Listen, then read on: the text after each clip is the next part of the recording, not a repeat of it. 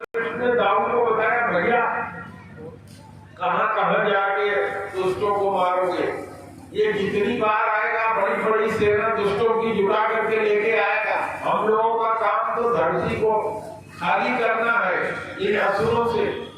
तो जो काम हम तुम करना चाहते हैं वो बड़े आसानी से ये करेगा। और आज भी अगर आप जाए तो एटा इटावा इस क्षेत्र को उसने अपना छावनी बना दिया था। इतिहास में उठा के देखेंगे तो मिलेगा। जरासंध ने एटा और इटावा जो जनपद है आज के मथुरा से पहले वाले कन्नौज से आगे, उसको अपना परमानेंट छावनी बना दिया था। और बार बार सेना लेकर के 18 छावनी को कई बार युद्ध के लिए गया। भगवान रणछोड़ भी कहलाए, लेकिन अब भगवान को सारे युद्धों का मैं वर्णन नहीं करूंगा, आपको मैं बता रहा हूं। कालयवन नाम का एक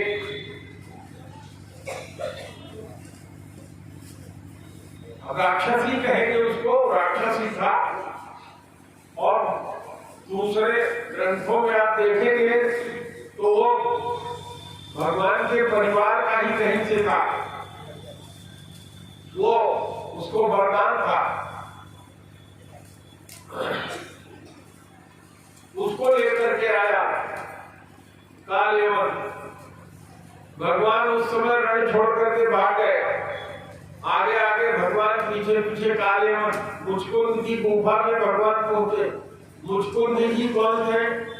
एक महान राजा थे जिन्होंने इंद्र की सहायता किया था जब देवासुर संग्राम हो रहा था उसमें। तो मुचकुंद युद्ध में थक गए थे। उन्होंने प्रार्थना किया इंद्र से कि हमको थोड़ा विश्राम चाहिए। तो उन्होंने कहा कि जाओ तुम विश्राम करो। तो कहे हमको कोई जगा देगा तो कहे जो जगाएगा वो भस्म हो जाएगा। तो आज भी ललितपुर में वो गुफा है, मैं गया हूँ वहां। मेरी ललितपुर पोस्टिंग हुई थी तो मैं गया था। ललितपुर में मुचकुंद की गुफा है, विंध्याचल की पहाड़ियां हैं, उसमें पहाड़ पहाड़ होकर के ही आप जाएंगे तो बहुत अंदर तक वो वहां तक जाया जाता है। तो मुचकुंद की गुफा में भगवान घुस गए और जहां मुचकुंद जी सोए थे वहां अपना पीताम्बर उड़ा दिया, अपने अंदर चले गए। ये कालयवन पहुंचा, इसने कहा ओ छलिया तू अब यहाँ पीताम्बर ओढ़ के सो गया। मारा उसने लात, एक लात नहीं 2-4 लात मारा। जब तो उनकी आंख खुली, जैसे ही उन्होंने चादर हटाया आंख खोल के देखा, उनकी निगाह पड़ते ही कालयवन भस्म हो गया। तो बोलो कृष्ण चंद्र भगवान की जय। भगवान ने देखा कि बार बार ये आक्रमण कर रहा है द्वारिका में, हमारे परिजन मथुरा में परेशान हो रहे हैं। तो उन्होंने द्वारिका कितने लोग द्वारिका कोई गया, एक आदमी गया, ओम प्रकाश जी। द्वारिका में जब आप जाएंगे तो द्वारिकाधीश जी का जो मंदिर है, एक द्वारिका है, एक भेंट द्वारिका है। भेंट द्वारिका 25-30 किलोमीटर आज भी समुद्र के अंदर जब आप जाएंगे तब वो मिलता है, पानी के जहाज से जाना पड़ता है। तो आज भी द्वारिका भगवान के समय की डूब गई है। हजारों मीटर नीचे पानी में द्वारिका का जो सर्वे किया गया है सैटेलाइट से वो मिलता है। बड़ी बड़ी गलियां, डूबी हुई सड़कें, अटारियां, यहाँ तक कि मेटल के बने हुए बहुत से चीजें उसमें ऐसे मिलती हैं। भगवान ने देवताओं के शिल्पी विश्वकर्मा को बुला करके कहा था, वो उन्होंने बना दिया था महाराज।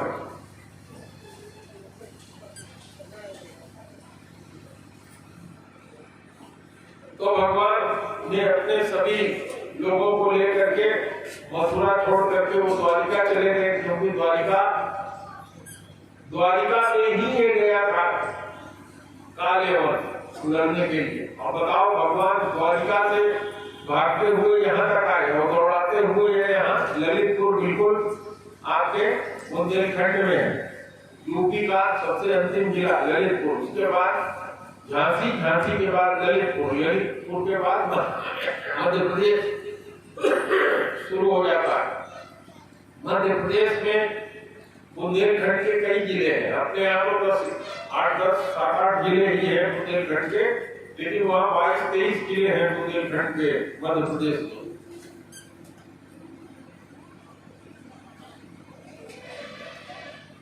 तो जब वहां भगवान गए तो सबसे पहले बलराम जी की शादी हुई। बलराम जी की शादी राजा रैवत गए हुए थे ब्रह्मा जी के यहाँ। उनकी पत्नी बलराम जी की रेवती थी, उसको लेकर के रेवती को राजा रैवत ब्रह्मा जी के यहाँ गए हुए थे। भगवान ब्रह्मा जी के यहाँ जब गए तो ब्रह्मा जी के दरबार में विप्रचित्ती नाम की अप्सरा थी, जिसका डांस चल रहा था। ये सब भगवान ब्रह्मा जी बैठे देख रहे थे डांस। ये भी गए बिटिया को लेकर वहीं बैठ गए। जब डांस खत्म हुआ तो ब्रह्मा जी ने पूछा, बताओ रैवत कैसे आए? कहा, महाराज ये हमारी बेटी है, इसकी शादी के लिए वर पूछने आपसे आए थे।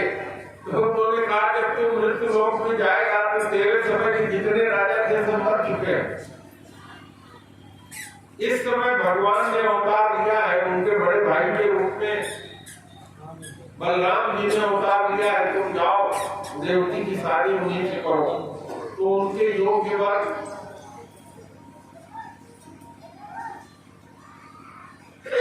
बलराम जी से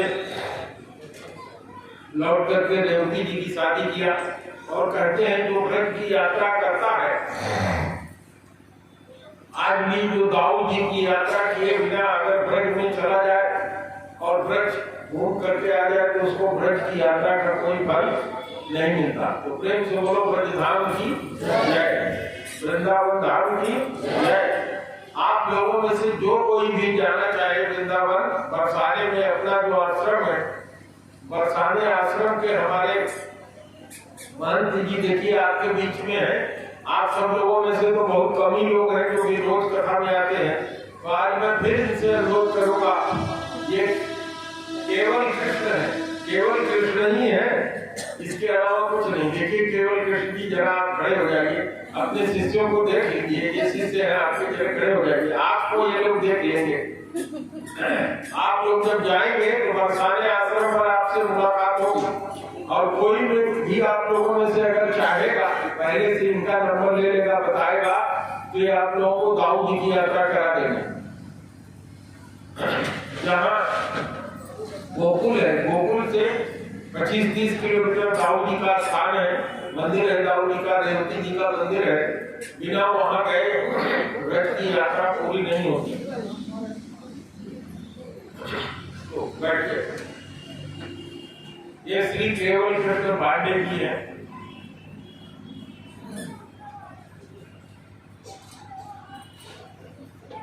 अब दाऊद जी की शादी हो चुकी थी। इधर भगवान श्री कृष्ण के यहाँ एक दिन एक ब्राह्मण आया।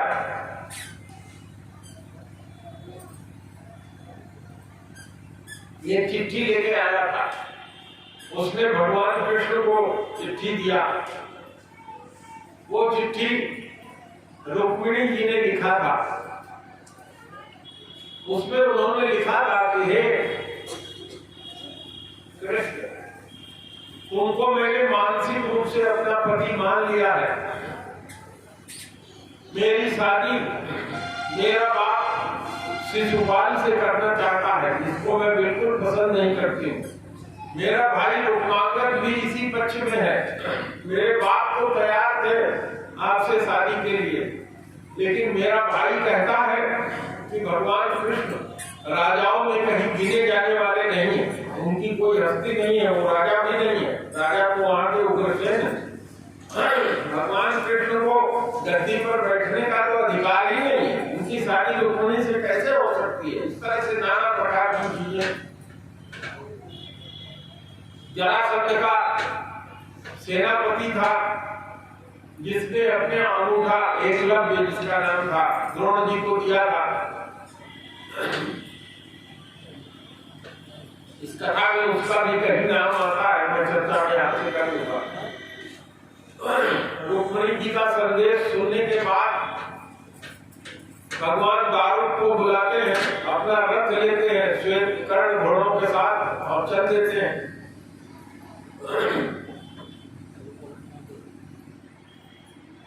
भगवान वहां पहुंचते हैं। रुक्मिणी ने लिखा है कि हमारे कुल की परंपरा है कि मैं देवी का पूजन करने आऊंगी शाम के वक्त। जब देवी की पूजा करने में आऊंगी तो हमारे साथ बहुत सी सेना और वीर होंगे, मेरा भाई भी मेरी रक्षा में होगा। वही मौका है, आप मुझे वहां से उठा ले चलना। कथा में वर्णन आता है कि भगवान ने जाकर के अपने आने की सूचना रुक्मिणी के पिता को दे दिया था। भगवान के रुकने की व्यवस्था उनके पिता ने किया था, कृष्ण।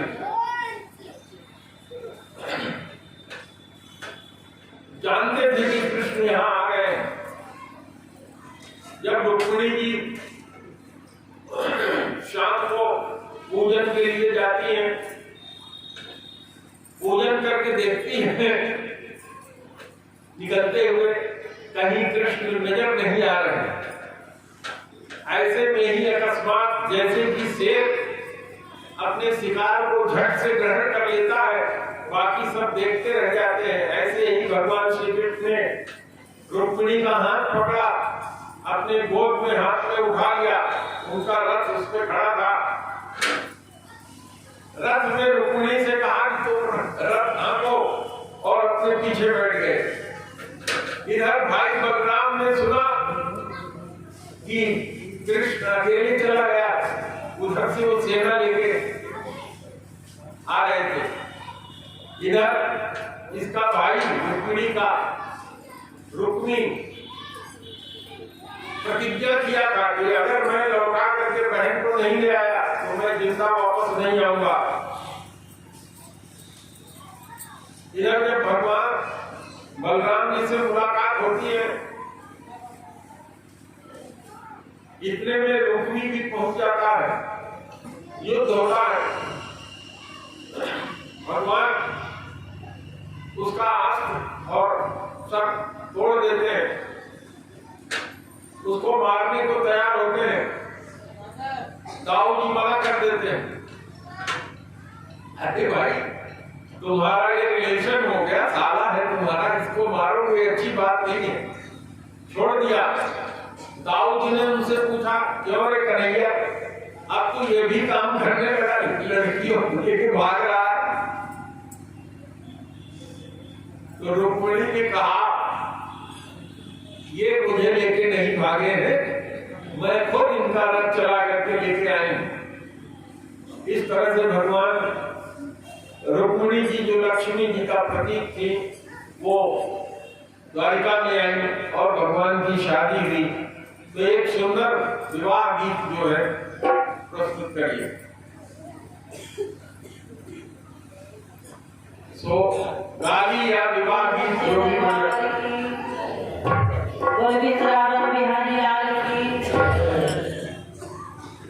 बेटी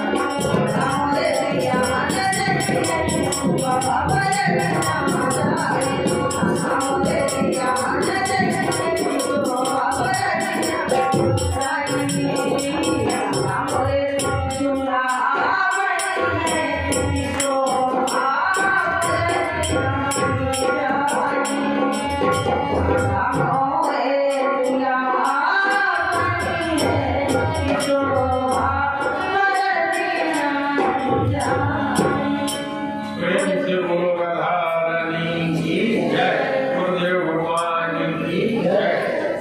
भगवान की रुक्मिणी से शादी हुई, प्रद्युम्न का जन्म हुआ, भगवान के पुत्र प्रद्युम्न कामदेव के अवतार थे। कामदेव जिनको भगवान शंकर ने जला दिया था, उनको वरदान दिया गया था कि जब भगवान कृष्ण अवतार लेंगे तो उनके पुत्र के रूप में तुम्हारा जन्म होगा। शंबरासुर के घर में रति नौकरानी की तरह से काम करते हुए इंतजार कर रही थी। जन्म होते ही प्रद्युम्न का शंबरासुर उठा ले गया और ले जाकर के प्रद्युम्न जी को समुद्र में फेंक दिया। शंबरासुर को पता था कि प्रद्युम्न के हाथों में मारा जाऊंगा, तो वो बिल्कुल लगा हुआ था कि कृष्ण को जहाँ बेटा पैदा हो मैं उठा ले जाऊंगा। उसने सोचा कि अब मैं मृत्यु के मुख से छूट गया। शंबरासुर को एक मछली निकल गई। संयोग की बात, वही मछली शंबरासुर के यहाँ पकड़ी। जब खाना पकाने के लिए उस मछली को काटा गया तो उसमें से एक बालक निकला जो बिल्कुल जिंदा था। मछली के मुख में था वो जिंदा बिल्कुल। उसको रति ने धीरे से ले लिया, क्योंकि वो तो जानती थी कि हमको इसी तरह से मिलेंगे, देवताओं का वरदान था।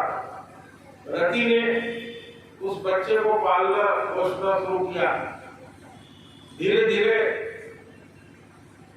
प्रद्युम्न जी समझते थे कि ये मेरी माँ है, लेकिन उसने समझाया, कहा कि नहीं मैं तेरी माँ नहीं हूँ, मैं तेरी पत्नी हूँ, ऐसे ऐसे सब समझाया। फिर प्रद्युम्न जी ने उसका वध किया और कुछ समय बाद अपनी पत्नी के साथ भगवान के यहाँ लौट आए। तो प्रेम से बोलो प्रद्युम्न जी महाराज की जय। भगवान के 4 रूप की, प्रद्युम्न, अनिरुद्ध, 4 रूप की भगवान की पूजा की जाती है।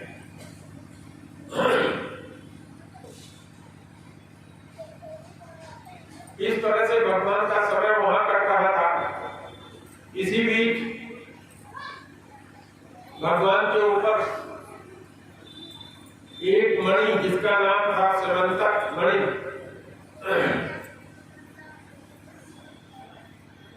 उसके चोरी का आरोप लगा। ये मणि ऐसी थी जो भगवान सूर्य ने दिया था और ये मणि 1.25 भर सोना रोज देती थी। एक दिन इसको दिखाने के लिए कृष्ण जी के यहाँ लेकर के गया। उसके बाद कृष्ण जी ने कहा कि ऐसा मणि तो राजा के यहाँ होना चाहिए जिससे कि राज्य का शासन सोना मिलता है तो हो।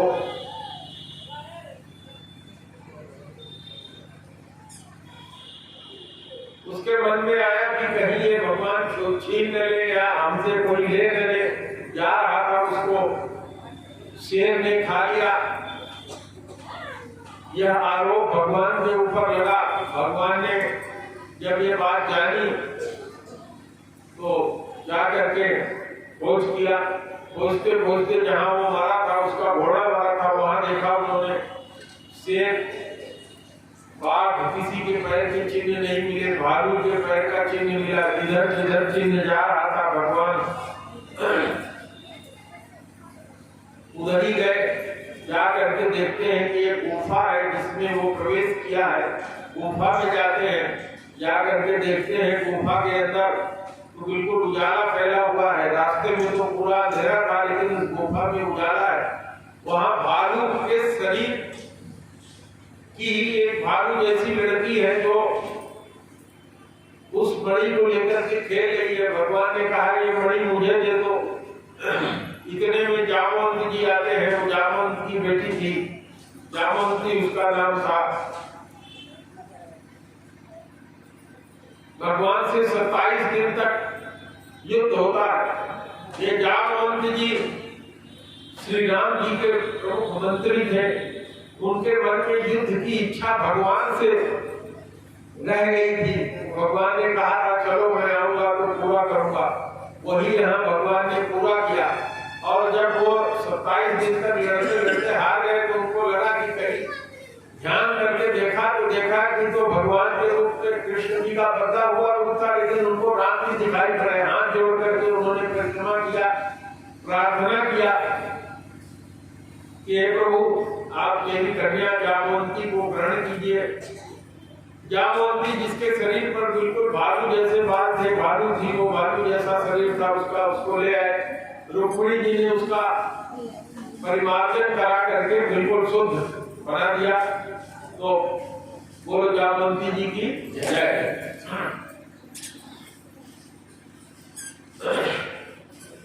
भगवान श्री कृष्ण के और भी बहुत से विवाह हुए। इस बीच मुख्य विवाह में बताना चाहता हूँ, धरती का पुत्र था भौमासुर, जिसने 16,100 कन्याओं का हरण करके अपने यहाँ रखा था। वो ये चाहता था कि मैं ऐसा युद्ध करूंगा जिससे कि सब राजाओं को सबको हरा करके, सब जिसको हराता था उसकी कन्या अपने यहाँ ले करके बन किया था। भगवान वहां जाते हैं।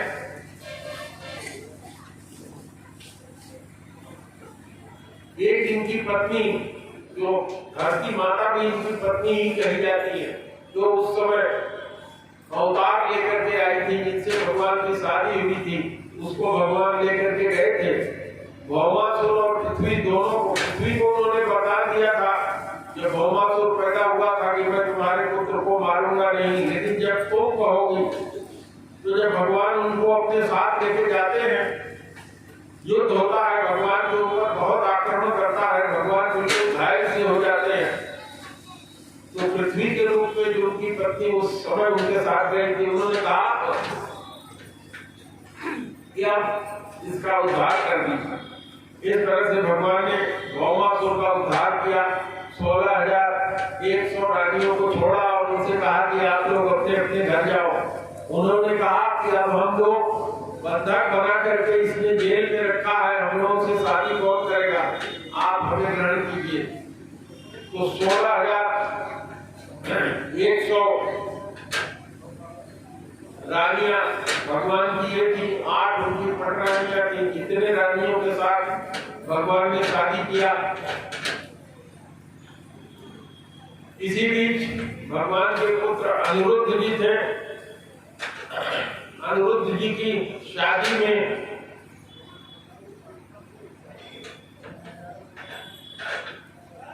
रुक्मी भी था। रुक्मी की बेटी से ही लक्ष्मी नाम था, उससे शादी हो रही थी। वही रुक्मी जो भगवान कृष्ण का साला था। चौपड़ खेल रहा था बलराम जी के साथ। बात बात में कुछ बात इस तरह से बढ़ गई कि बलराम जी ने उसको वहीं पर मार डाला। प्रेम से वो बोलो बलराम जी की जय।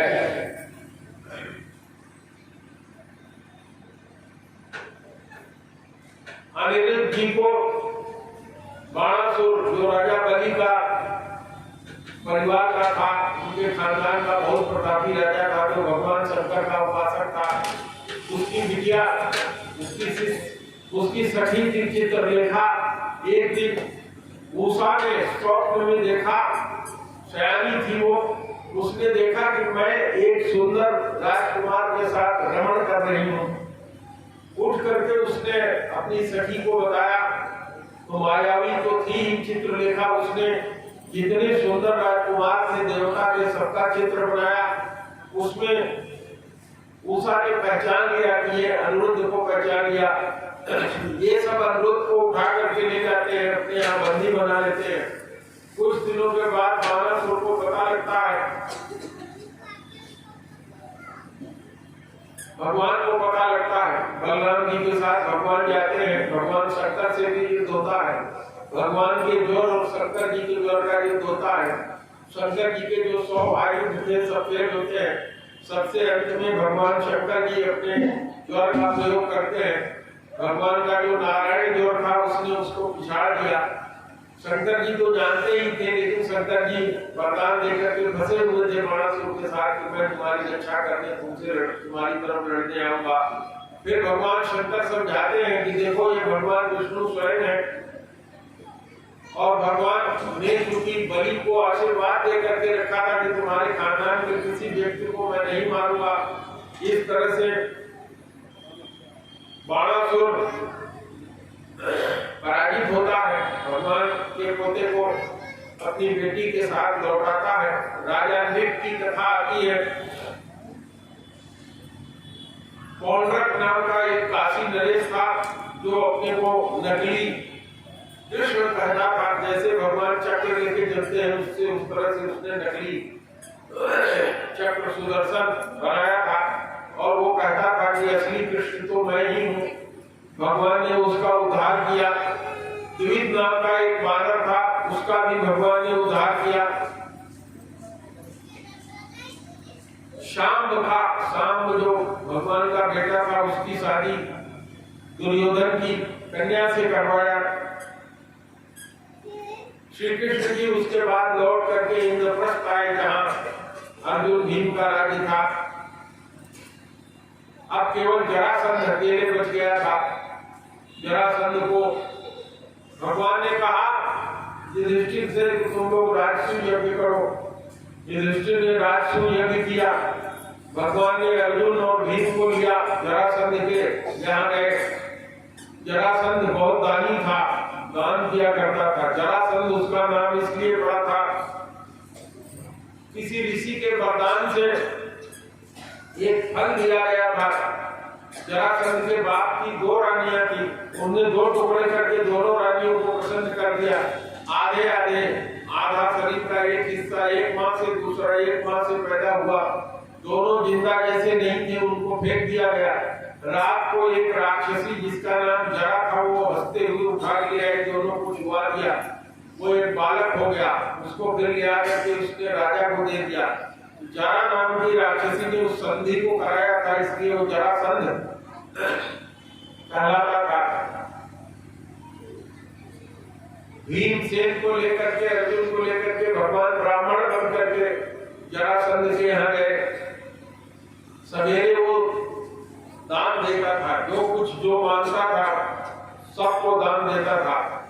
ये लोग गए, उसने देखा अर्जुन को, कहा कि इसके गांडीव रखने का और हाथ से प्रत्यंचा चढ़ाने का चिन्ह देख करके उसने देखा। भीम को भी देखा, कहा इन सबों को तो देखा है मैंने, कहीं पहचान लिया। उसने कहा वो छलिया कृष्ण, अब तुम मेरे धन लेने आए हो। धर्मराज ने कहा था, तो उसने कहा देखो मैं तो, इन लोगों ने दान क्या मांगा, मल्ल युद्ध का दान मांगा।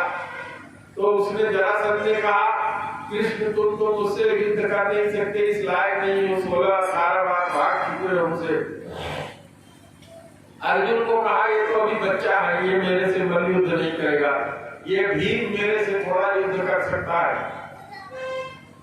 कई दिनों तक भीम के साथ मल्ल युद्ध हुआ। भीम बिल्कुल थक करके हार गए। अंत में भगवान कृष्ण की तरफ उन्होंने देखा, भगवान ने एक तिनका लिया, उसको ऐसे चीर करके चीरा। भीम ने केवल इतना ही देखा, बस उन्होंने पटक करके जरासंध को उसको चीर दिया और दाहिने हाथ वाला दाहिने, बाएं हाथ वाला बाएं फेंक दिया। जैसे वो जाके जमीन पर गिरता था, फिर वो दोनों धड़ उड़ करके आके एक हो जाते थे और फिर लड़ने को तैयार हो जाता था। इस तरह से कई दिन ये हुआ। शाम को फिर भगवान से भीम ने कहा, बड़े भैया आप बताए देखो। तो उन्होंने कहा तुमने देखा नहीं मैंने क्या किया था, आज फिर देखना कायदे से। तो भगवान कृष्ण ने उस दिन फिर तिनका लिया, उसको चीरा, दाहिने का बाएं, बाएं का दाहिने, इस तरह से देखा। भीम ने देखा, फिर उसी तरह से उन्होंने उसी तरह से उसको चीर करके फेंक दिया। सहदेव नाम का लड़का था, उसका जरासंध मारा गया। तो वो समर्पण करने के लिए आया। भगवान ने उसको राजगद्दी दे दी, कहा मुझे तेरा राज नहीं चाहिए। उसने जरासंध का मेरे को बहुत ज्यादा सोना और ये सब दिया, इसको लेकर के ये लोग आए। यज्ञ हुआ, उस यज्ञ में ये हुआ कि किसकी प्रथम पूजा किया जाए। स्वयं वेदव्यास जी जिन्होंने ये पुस्तक लिखी है वो भी थे। ये निर्णय हुआ कि भगवान श्री कृष्ण की पूजा किया जाए, प्रथम पूजा।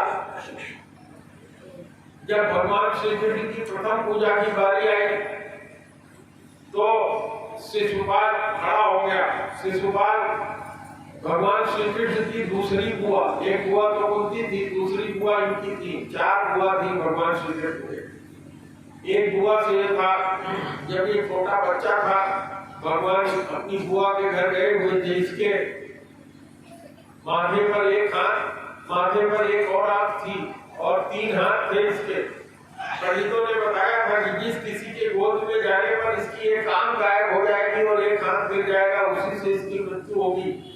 इनकी बुआ ने जब भगवान कृष्ण के गोद में दिया तो उसकी एक आंख गायब हो गई, एक हाथ गिर गया। बुआ ने मांगा, बेटा तुम मेरे भतीजे हो, मेरे बच्चे की रक्षा करना। भगवान कृष्ण ने कहा ये तो समय बताएगा, लेकिन तुम मुझसे कह रही हो तो मैं इसकी 100 गलतियों को माफ करूंगा, इसको बता देना। जैसे ही 101वीं गलती होगी आरती की तैयारी करना, मैं इसे नहीं छोड़ूंगा। उस समय शिशुपाल ने भगवान की बड़ी अवहेलना किया। भगवान गिनते जाते थे 80, 81, 90, 91, 99।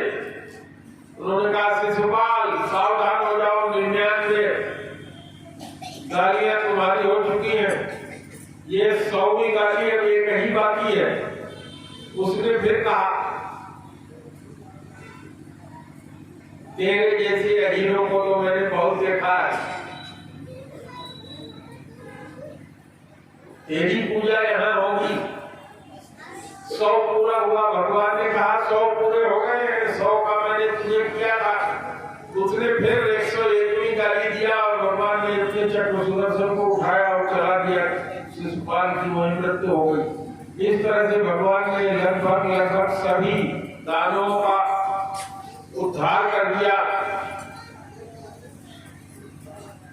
दंतवक्र और विदुरथ का भी उद्धार बलराम जी के हाथ से हुआ। ये ऐसे राक्षस थे जिनके लिए वरदान मिला था कि 3 जन्म तक भगवान के हाथ से ही इनका उद्धार हो सकता था, उसको इन्होंने पूरा किया।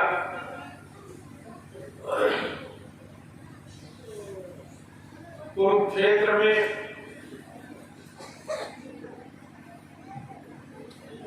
कुंभ लगा जिसमें सब गोपियां आई थी। वहां भगवान श्री कृष्ण से सभी गोपियों की मुलाकात हुई।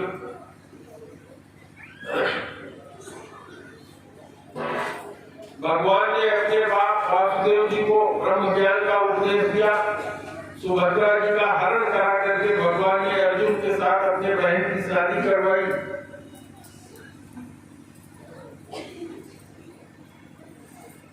इस तरह से भगवान की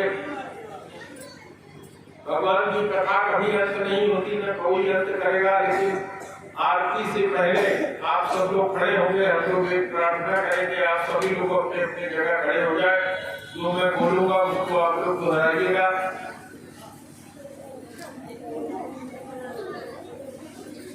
हे गुरुदेव भगवान, हमारे साथी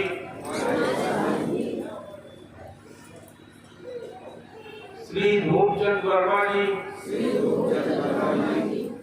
इनके न होने के कारण आपके यहाँ की कथा फीकी है। बीमार होने के कारण हम सब उनके बहुत जल्द स्वस्थ होने की कामना करते हैं। हे गुरुदेव, कृपा करिए हे गुरुदेव कृपा करिए हे गुरुदेव कृपा करिए। आरती सद्गुरुदेव नमामि।